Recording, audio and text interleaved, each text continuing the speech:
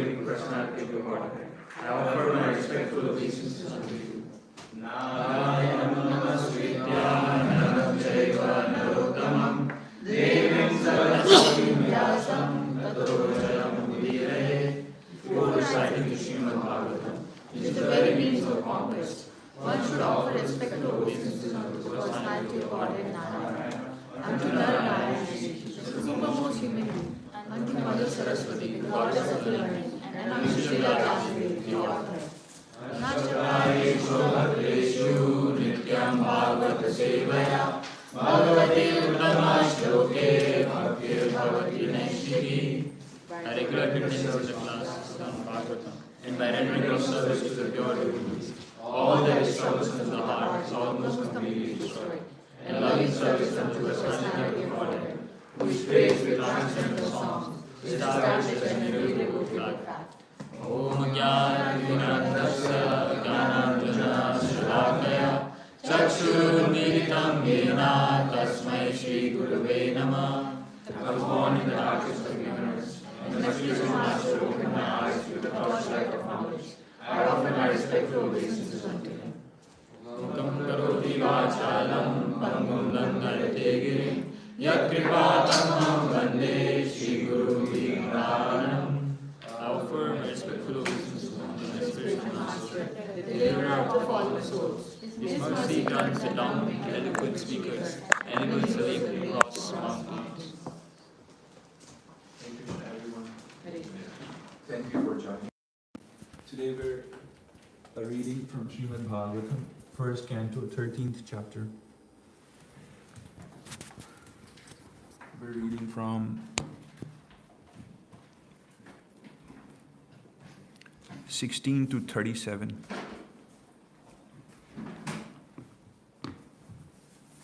Well, the setting is of the place of Mahabharata. Everyone usually has their favorite stories and pastimes. Who has Mahabharata as their favorite? I'm actually happy no one answered because... Oh, you did? Oh, sorry, I couldn't see that side. Why would you say Mahabharata's your favorite? Everything is like the Bhagavatam and the Gita is from inside the Mahabharata. Okay, Bhagavad Gita is definitely an instruction and a poetic instruction from Krishna, from Mahabharata, that is embedded in Mahabharata, that is on the battlefield of Kurukshetra. Krishna gave Bhagavad Gita during Mahabharata pastime, so to speak. Bhagavatam, Srimad Bhagavatam is not from Mahabharata. That is another scripture by itself. But Mahabharata is significant because it is a type of scripture which is also called itihas, which some people loosely translate it to as history. Itihas, and the beautiful thing about Sanskrit language is that the words are quite lively. There are no quite exact English translations. Itihas doesn't just mean history. It means an alive history, a relevant history.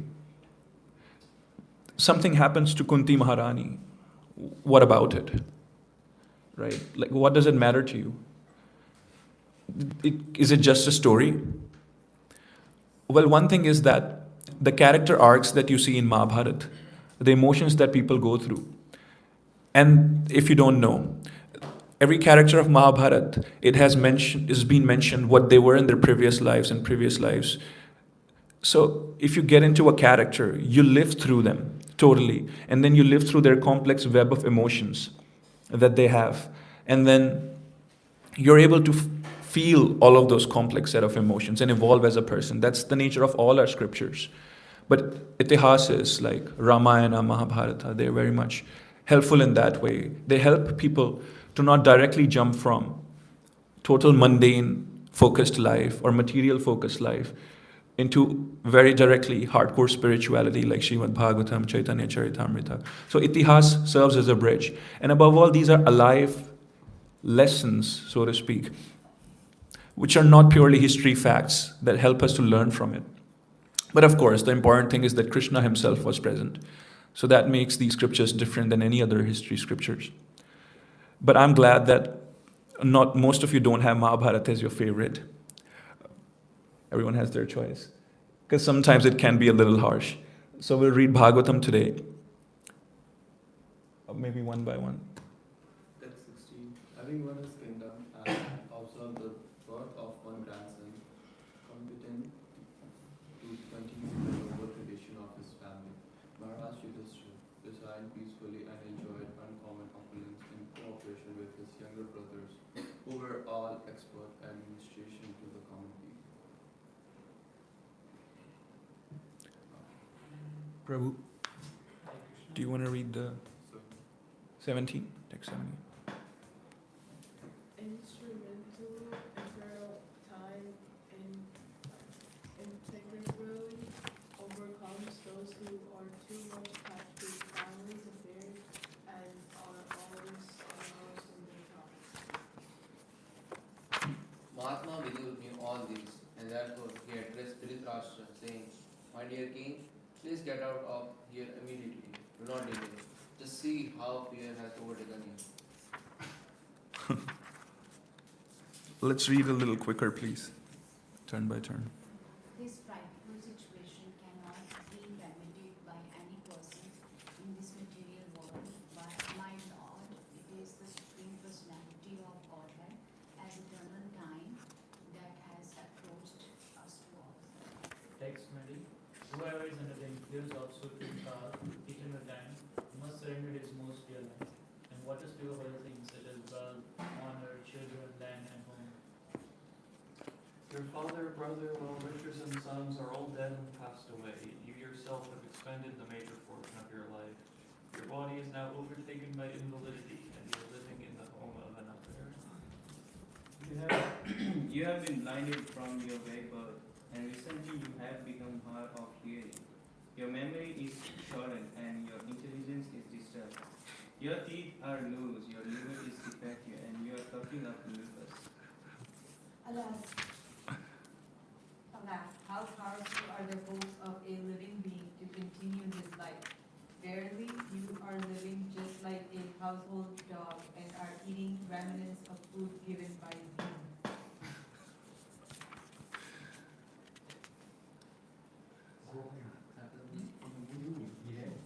There's no need to live a degraded life. Insist on the charity of those whom you try to kill by arson and poisoning. You also insulted their married wife and usurped their kingdom and wealth. Despite your unwillingness to die and your desire to live even at the cost of honor and prestige, your miserly body will certainly dwindle and deteriorate like an old garment. He is called undisturbed who goes to an unknown, remote place, free from all obligations, quits his material body when it has become useless.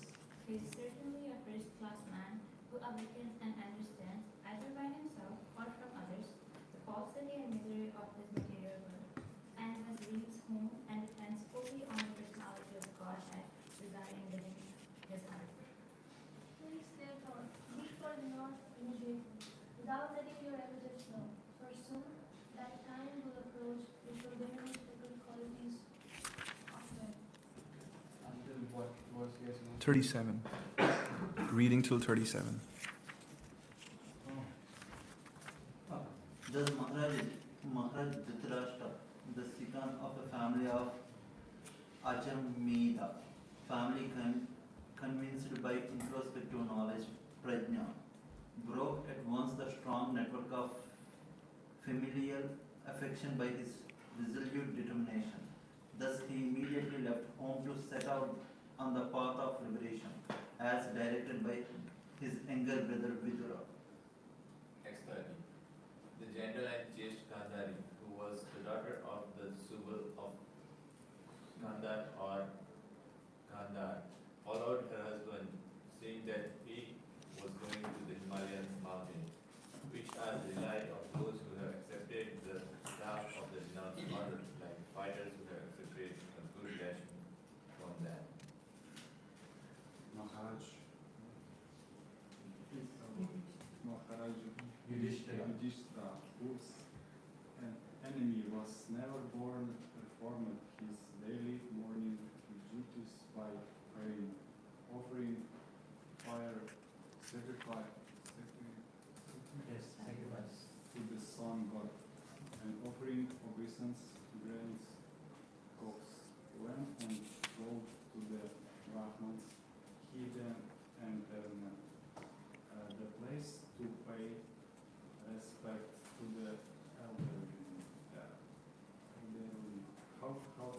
however, he could not find his uncles or aunts who both started of his about.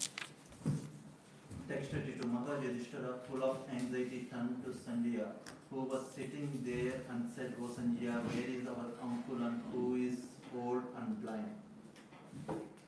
Text 33. Where is my well-wisher, Uncle Vidura, and my mother Gandhari, who is very afflicted due to all her sons' demise? My uncle Dhritarashtra is also very mortified due to death of all his sons and grandsons. Undoubtedly, I am very ungrateful that he therefore take my offences very seriously and, along with his wife, drown himself in the Ganges. But my father Pandu fell down and we were all small children. These two uncles gave us protection from all kinds of calamities. They were always our good well-wishers. Alas, where have they gone from here? Tutiya Goswami said, because of comparison and mental agitation, Sanjaya, not having seen his own master, Dhritarashtra, was aggrieved and could not properly reply to Mahamantra's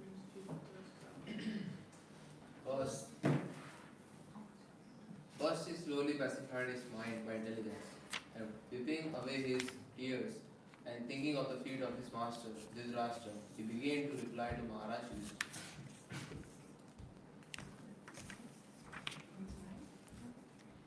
Sanjay said, my dear descendant of the Guru dynasty, I have no information of the determination of your two uncles and Gandhar. O king, I have been cheated by those great souls. Thank you. We'll expand on 23rd, 23. But I don't know how much you could pay attention so far. What's happening is quite funny. Vidur, who is a great devotee of Lord Krishna, he's trying to put some sense into Dhritarashtra. How many people here are Dhritarashtras? I think everyone More or less. You know, if I have to give everyone a quality, it could be someone could be a caring person, and someone could be a kind person, an outgoing book distributing person. Dhritarashtra, if you have to give him a quality, it would probably be attached.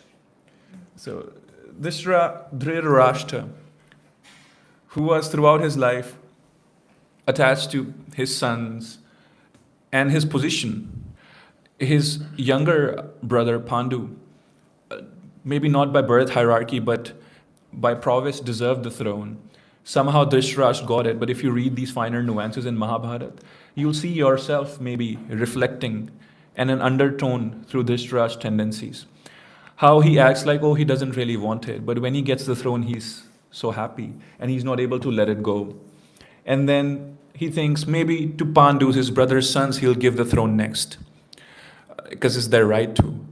But then when it's his chance to very easily give one instruction, one order, and give away the throne, he doesn't just do it. He gives all kinds of scriptural references to all kinds of things in Mahabharata, but avoids giving up attachment to his throne, to his kingdom, to his family.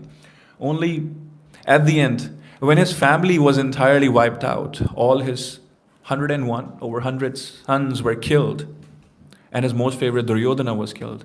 Even then he was attached to that palace, and he continued living there under the shelter of those who had killed his sons, in the guise of that I'm only living with my family.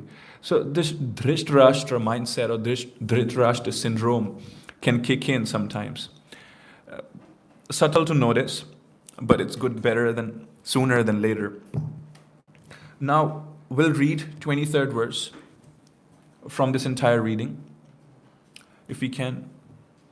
Yes. Aho mahiyasi jantor Jivitasha yatha bhavan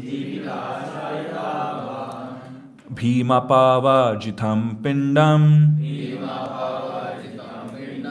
Adate griha palavat.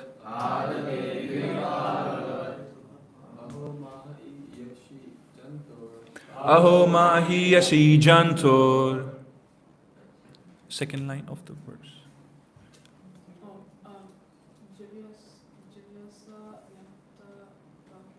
Jivitasha yatha bhavan. Bhima pavarjitam pindam. Bhima pavajitam pindam. Fourth line. Yeah. Griha Palavat. Palavat. Thank you.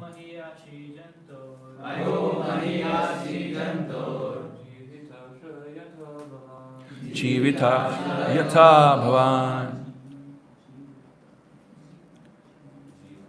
Bhima. Bhima pavarjitam pindam. Bhima pavajitam pindam. Adate griha palavat. Aho mahiyasi janto.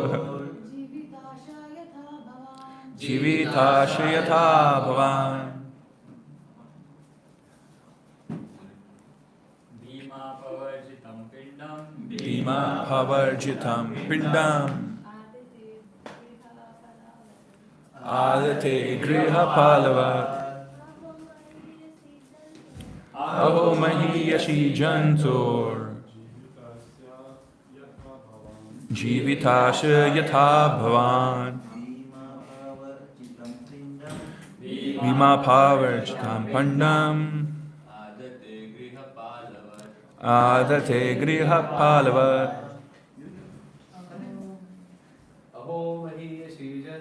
Aho mahiyasi janto. Jivitasha yatha bhavan. Bhima pavarjitam pindam. Adate griha palavat. Word by word together. Aho, alas, mahiyasi, powerful, jantoha, of living being. Jivita asha, hopeful, yatha, as much as. Bhavan, you are. Bhima, of Bhimsen, brother of Yudhishthir's. Aparjitam, remnants. Pindam, foodstuff. Adat, eaten by. Griha Pallava, like a household dog. Translation, purport by His Divine Grace, A.C. Bhaktivedanta Swami Maharaj Prabhupada Ki Jai. Together, alas, how powerful are the hopes of a living being to continue his life. Really, you live just like a household dog and eating remnants of food given by Bhima. Purport's quite short, I'll read it. You guys didn't quite read like you've had breakfast so far. A sadhu should never flatter kings or rich men to live comfortably at their cost. A sadhu is to speak to the householders about the naked truth of life so that they may come to their senses about the precarious life in material existence. Dhritarashtra is a typical example of an attached old man in household life. He had become a pauper in the true sense, yet he wanted to live comfortably in the house of Pandavas, of whom Bhima especially is mentioned because personally he killed two prominent sons of Dhritarashtra, namely Duryodhana and Dushasana. These two sons were very much dear to him for their notorious and nefarious activities. And Bhima is particularly pointed out because he killed these two pet sons. Why was Dhritarashtra living there at the house of the Pandavas? Because he wanted to continue his life comfortably, even at the risk of all humiliation. Vidura, therefore, was astonished. How powerful is the urge to continue life? His sense of continuing one's life indicates that a living being is eternally a living entity and does not want to change his bodily habitation. The foolish man does not know that a particular term of bodily existence is awarded to him to undergo a term of imprisonment. And the human body is awarded, after many, many births and deaths, as a chance for self-realization to go back home, back to Godhead.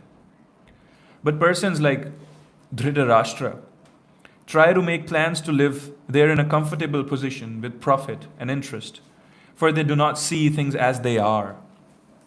Samanavitaha. Dhritarashtra is blind and continues to hope to live comfortably in the midst of all kinds of reverses of life. A sadhu like Vidur is meant to awaken such blind persons and help them go back to Godhead, where life is eternal.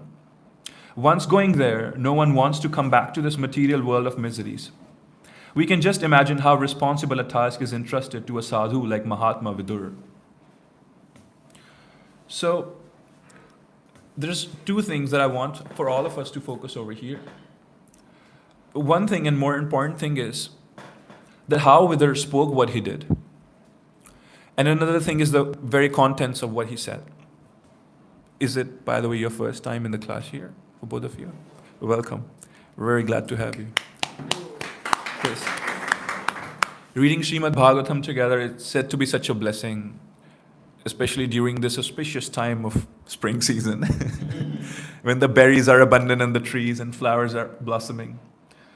Always a good time to read scriptures. And how old are you? 13. Whoa, you're something. Thank you for coming. We'll try to make it as less as boring as possible for you. So, how Vidur is speaking over here is in a very strong way. He's using some harsh words to get some sense into Dhritarashtra. Should have been assigned this verse. To the extent that it is humiliating.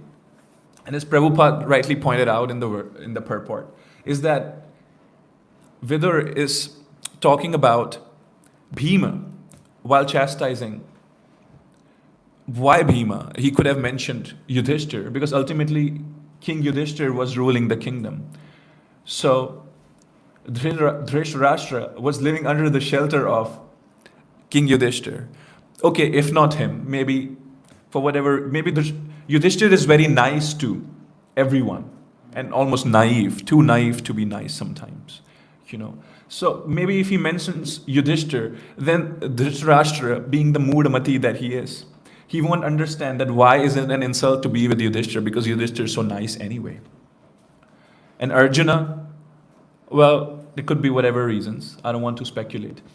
But Bhima, for sure, Prabhupada mentions that Bhima is one person, if you know Mahabharata, Dhritarashtra always had major problems with, because he killed Duryodhana, Dhritarashtra's favorite son. To the extent that when the battle of Mahabharata got over and everyone came back home, well, those who were left alive, then Dhritarashtra plotted to kill Bhima, just Bhima in particular, by putting in a huge metallic, by hugging him so tight that by killing him with a hug. Talk about hugs that we won many times.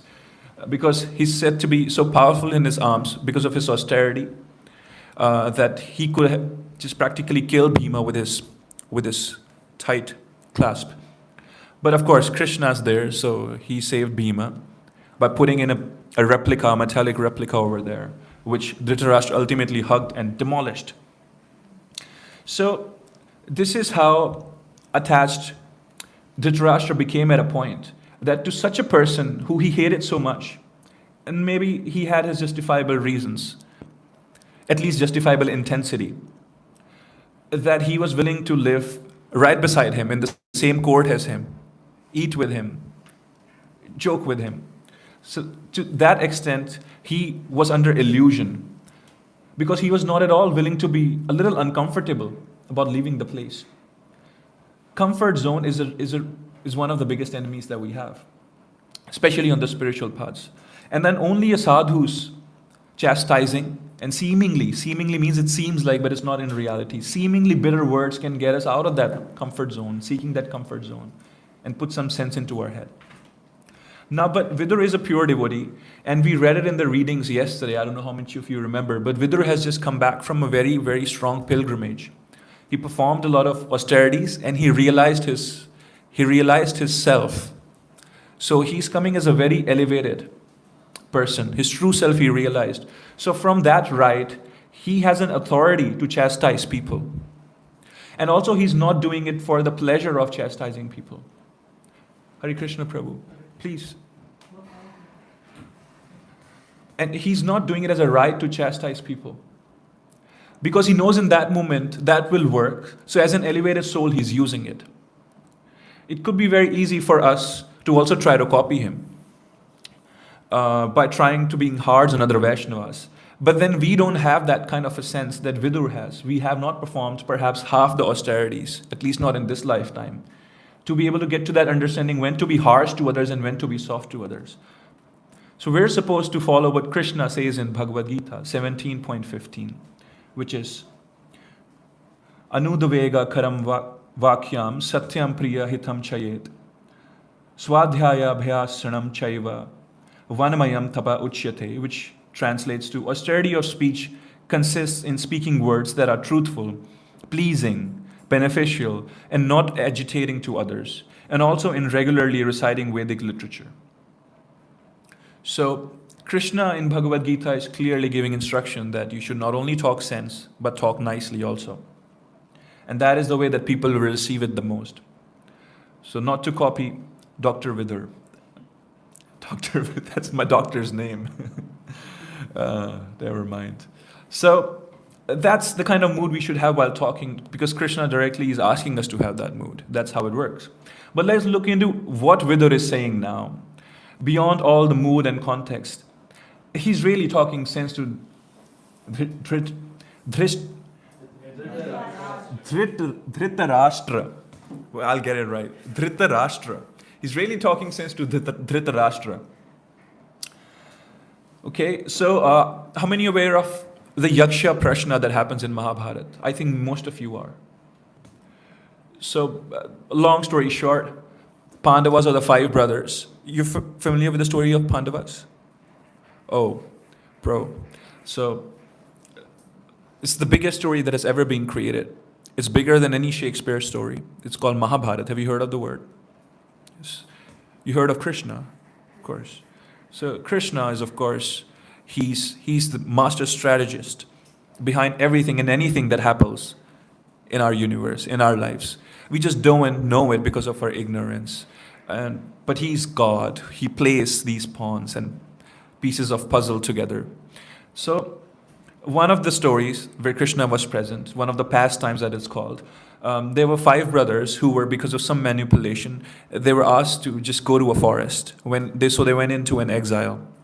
So over there, they were very thirsty at one point. So they were there traveling with their mother and their wife.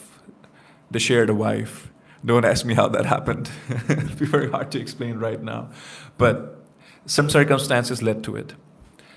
And it was allowed that at time legally. So they landed to a pond of water. One of the brothers did, the eldest, Yudhishthir. But he couldn't just simply take water because he overheard a voice asking him a few questions before he could take water. The voice was of a yaksha.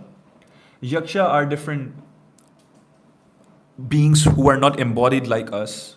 They are said to be of different origin. Yakshas, Gandharvas, Kinnaras. And just like we are Manushyas, like we're human beings. So there are different living beings all around the universe. So Yaksha is a mystical being. They're empowered in a certain way. They have magical powers. He started to ask different questions to Yudhishthir before he could take water from the pond. Because Yaksha owned that pond. That was his property. And he had some kind of fetish by asking questions. I don't know. That's how he felt happy. So one of the questions that he asked Yudhishthir Maharaj was that what is the greatest wonder in life? And then Yudhishthir Maharaj replies that people see death every day, and yet they think they will live forever. And Dhritarashtra is a perfect example of it. He's just seen over 100 deaths of his own sons. You know, if we see other people dying in other families.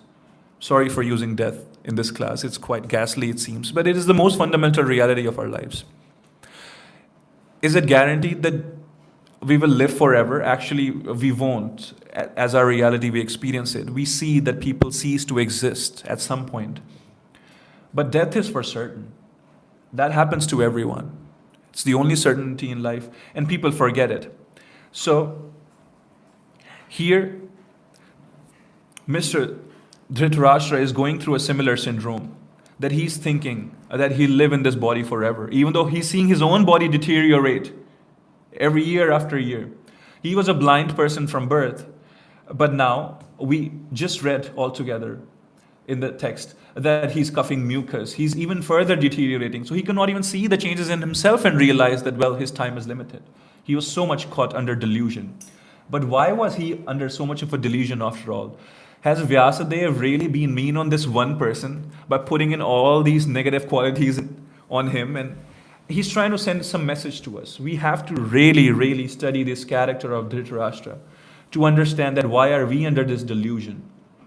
That we will be here forever in this material world. That we have all the time in our life to keep doing stupid things which may not be of so use to us after all. We have to really look deep into it. So, Krishna in Bhagavad Gita, 2nd chapter, 16th verse says, Nashato vidyate bhavo na bhavo vidyate shataha ubhayorapi drishtontas tavayantayos tattvad darshabhihi. Translation: those who are seers of truth have concluded that of the non-existent material body there is no endurance, and that of the eternal soul there is no change. This they have concluded by studying the nature of both. So Krishna here is saying that those who know the truth, they know that this body is temporary and our real identity, the soul, is permanent. But Prabhupada explains in the purport that there is no endurance of the changing body. The body doesn't endure, it keeps changing. It keeps changing every moment by the actions and reactions of different cells that is admitted by modern medical science. And thus growth and old age are taking place in the body. But the spirit soul exists permanently, remaining the same despite all changes of the body and mind. That is the difference between matter and spirit. By nature, body is ever changing and the soul is eternal. This conclusion is established by all classes of seers of truth, both impersonalist and personalist. In the pranam mantras, in the prayers that we offer to Srila Prabhupada, the founder Acharya, leading guru in our tradition, who founded ISKCON, is that he is Krishna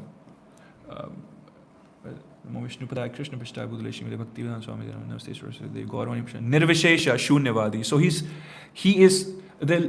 he eliminates the arguments of impersonalists.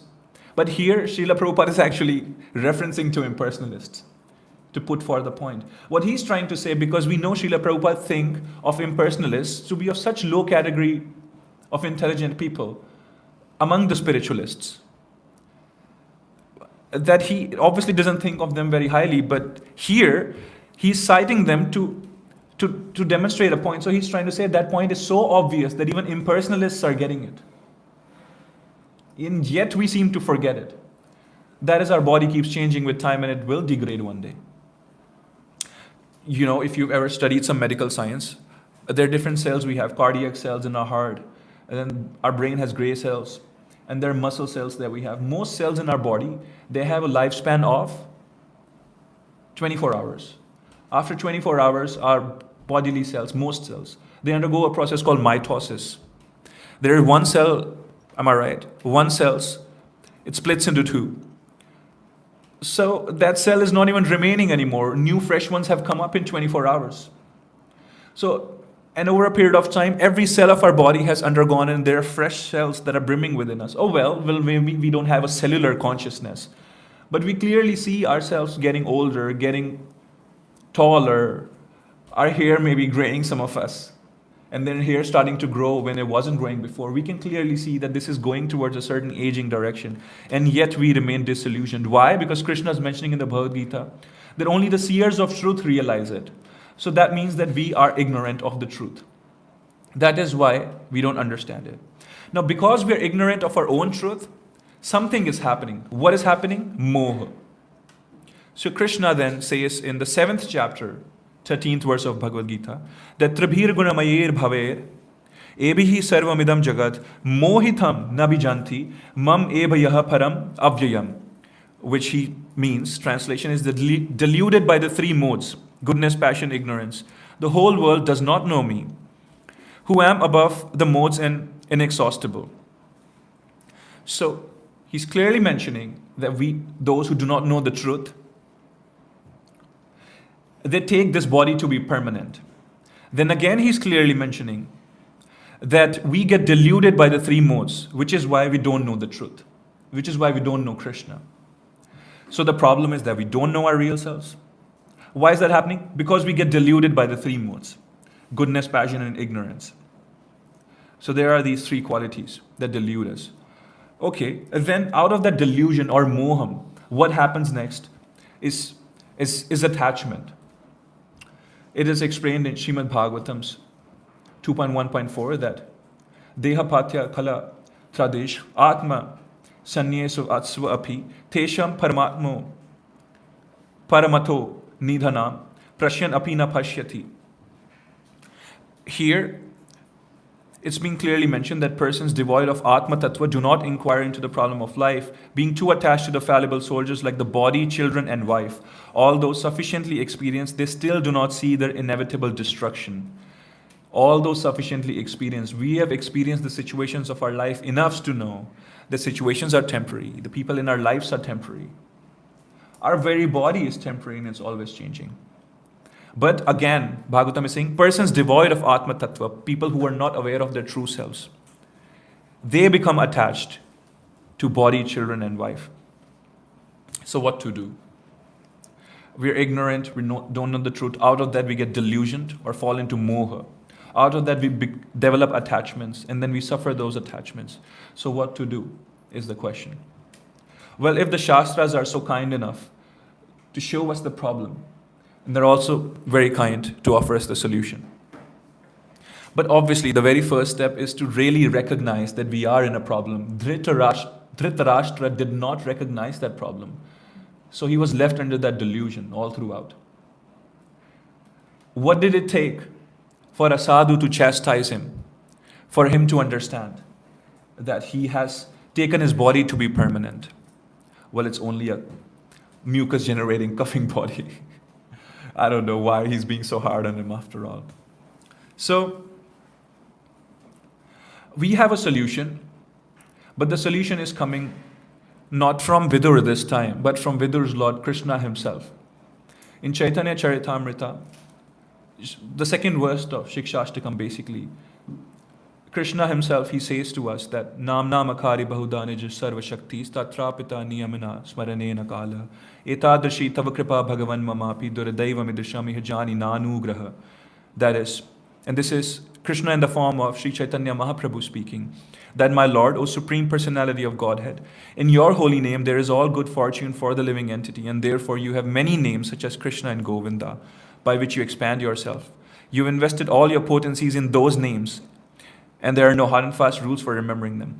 My dear Lord, although you bestow such mercy upon the fallen conditioned souls by liberally teaching your holy names, I'm so unfortunate that I commit offenses while chanting the holy names. Therefore, I do not achieve attachment for chanting. So again, Krishna is pointing out that the name of Krishna has all the potency and all the power to relieve us from all these problems of delusion, attachment, from not knowing the truth, that what is our Atma Tattva, what is our true selves. And at that time, Krishna, many instances, offered this guidance to people in the story of Mahabharata also. Many times he offered guidance to Dhritarashtra, to his sons also. He was present very much in body. They did not listen. So we can think of that our problems could be solved if Krishna appears in front of us, because that is the highest. If God appears, maybe at that time we will become disillusioned. Well, that didn't happen, of course, because of Krishna's will, of course. But that didn't happen in Mahabharata times also. Because Krishna is enough, because there is no difference between Krishna and his name. But his name is important. Whenever Kunti Maharani and Pandavas would fall into problems, they would remember Krishna, they would call out his name. While cooking, Draupadi is taking Krishna's names. So attachment to chanting Krishna's name is the solution. Attachment to chanting Krishna's name and Krishna himself are not two different things in a sense. But people who are so fallen, who are so delusioned, like Dhritarashtra, and perhaps some of us, me of course, even if Krishna would come and say, it wouldn't work. So Mahaprabhu is telling them, you have to develop attachment to chanting the name of Krishna. And that is the solution. So, how do you develop this attachment to chanting the holy names of Krishna? By chanting, yes. By being in association with devotees. Yes. By chanting itself, it can help. But we see many people chanting for a period of time and they may fall away from this chanting process for a period of time. The answer is spot on. Srila Gauragovind Maharaj, he says that the only way is that by serving sadhus, Vaishnavas, eating their remnants, drinking their charnamrit. And that is the only way that they can feed Krishna prema to us. We have to beg for it. We can never earn it. So chanting is the solution. Developing an attachment to the chanting is the solution. But that can only and only happen through sadhu sangha. You know why is that? Because let's say if you've taken a doctor's degree, then you have a right to earn income through a doctor's profession. Please try to understand what I'm trying to say. It becomes your adhikar. It becomes your right. So one can think of that if they do some austerity or do some sadhana, then it can become their right to get Krishna prema, to realize their true selves, to go back to Godhead, to where Krishna lives forever. But it is not an adhikar of a nitya baddha jiva, of the living entities which are created. Nitya means forever, baddha means bound. If they're forever bound, forever means always. If they're always bound, that means, so if I say that, for an example, if someone cannot ever become a doctor, so they cannot get a doctor's degree. Let's say if someone, you're very smart, a 2-year-old, can they get a doctor's degree? It is just not possible. It is not their adhikar to get a doctor's degree. No one ever sitting there thinks of that, oh, my 2-year child, why hasn't he or she have received their doctor degree yet? Because it's not their right, it's not their constitutional position. So to the living entities which are created by Krishna in the causal ocean, in the tathastha area, the marginal area, it is not in their constitutional position even to get Krishna prema. Gauragovind Maharaj says, and the words of sadhu are taken to be a shastra. But from those who are nitya siddhas, it is their constitutional position to have Krishna prema and bhakti in them. So we have to beg it from them. Srila Prabhupada came. He's a pure devotee. It has become his right. Or maybe it always was. I don't want to speculate. But what I'm trying to say is that only from mercy of pure devotees will we get it. Will we know the truth. So we have a little bit of a time to beg together. Begging is a fancy thing because who can really beg? Only those who realize that they don't have it.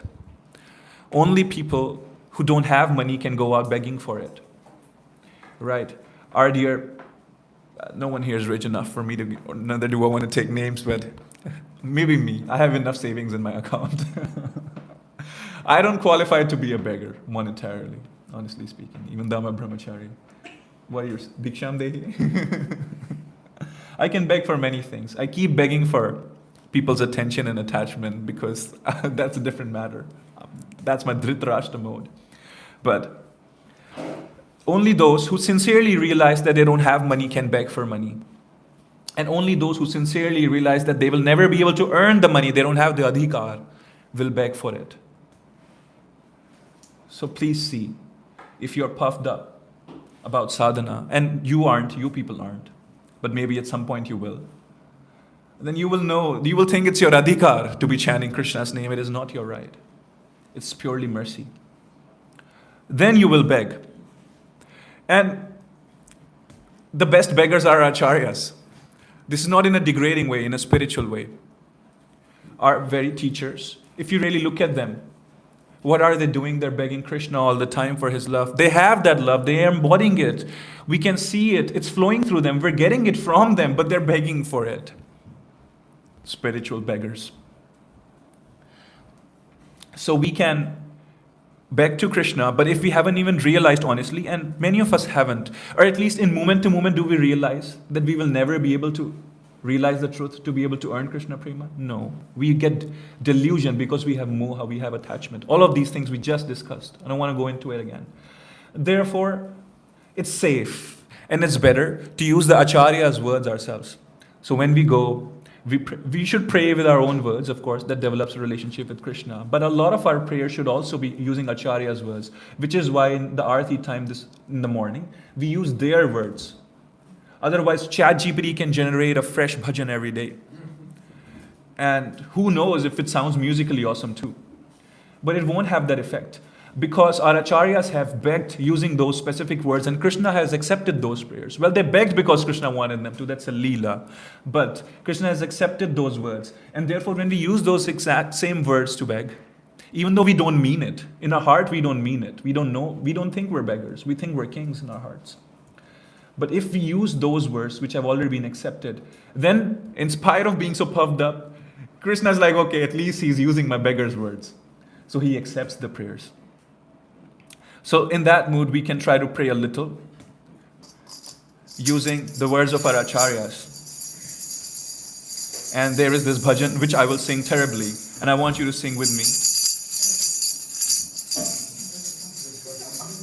It's by, if you can have the lyrics, it's by Srila Narottam Das Thakur. This is called Hari Hari Bifale. So, our Acharya here, Srila Narottam Das Thakur, he's clearly explaining that, and he's elevated, but he's saying that he's spent his life uselessly. He's calling himself a Dhritarashtra, which he's not. He's saying he is unknowingly drunk poison of sense gratification, a poison of thinking that he's the king, that he's the center of all the activities, a poison of being delusioned and being under moha, being under attachments. And then he says that when will the attraction for chanting come about? We will read the translations together. He thinks of when will he develop an attachment for chanting, one who already has it. And then he ultimately says that he takes shelter of Krishna, Mahaprabhu. So if we use his words, even though we're not really hankering for that attachment for chanting, we will still get it. Because we just looked at how. Hari Hari Bifale Janama Go Naino Hari Hari Bifale Janama Go Naino Manush Janama Paya Radha Krishna Nama Priya Manush Janama Paya Radha Chania Shunia Vishakanu Chania Shunia Vishakanu Chania Shunia Vishakanu Chania Shunia Vishakanu here means poison. Translation. O Lord Hari, I've spent my life uselessly, having obtained a human birth, and having not worshipped Radha and Krishna. I have knowingly drunk poison, knowingly admit that now he knows.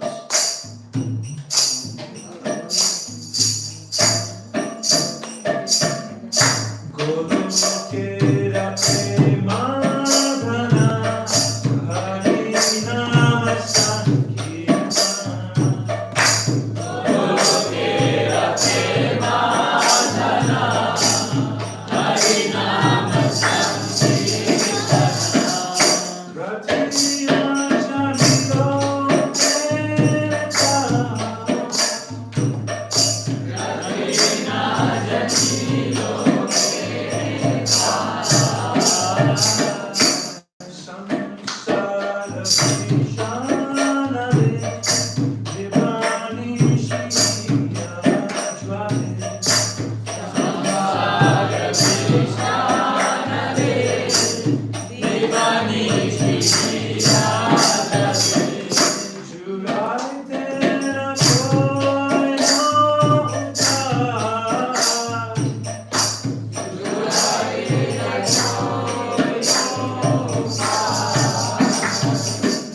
The treasure of divine love in Golok Vrindavan has descended as the congregational chanting of Lord Hari's holy names.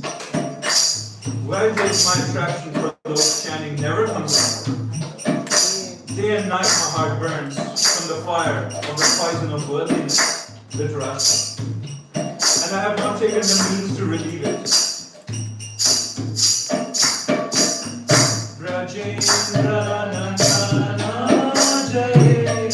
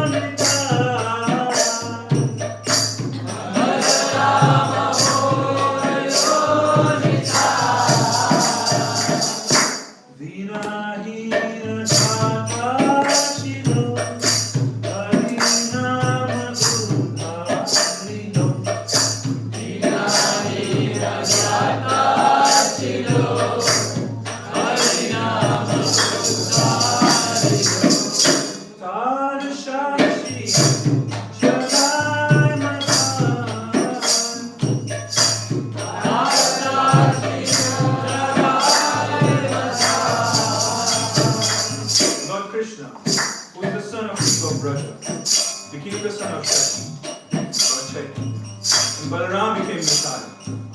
The holy name delivered all those souls who were lowly and wretched. The two sinners, Jagai and Malai, are evidence of this.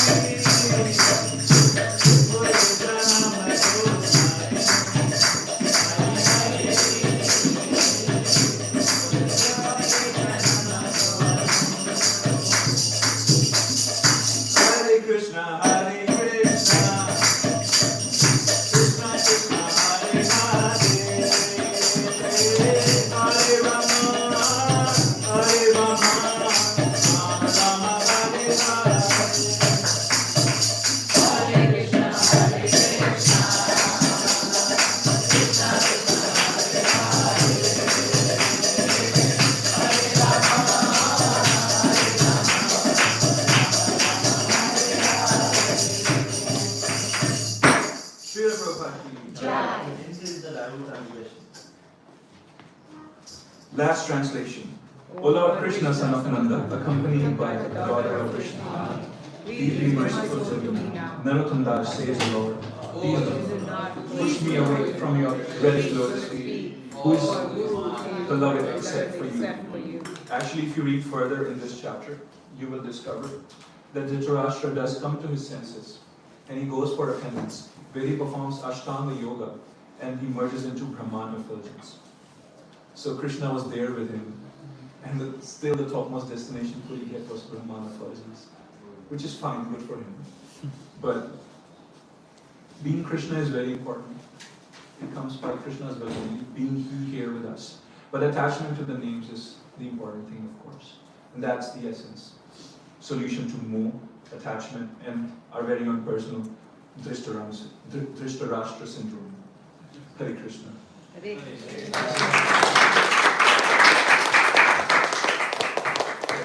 We don't have any time. But if you have one question. Question? Yes. So this is regarding taste in chanting. And you said that, you quoted beautifully Gaur Govind Maharaj, that it is only possible by serving sadhus and taking their eminence. So then why don't we just do that?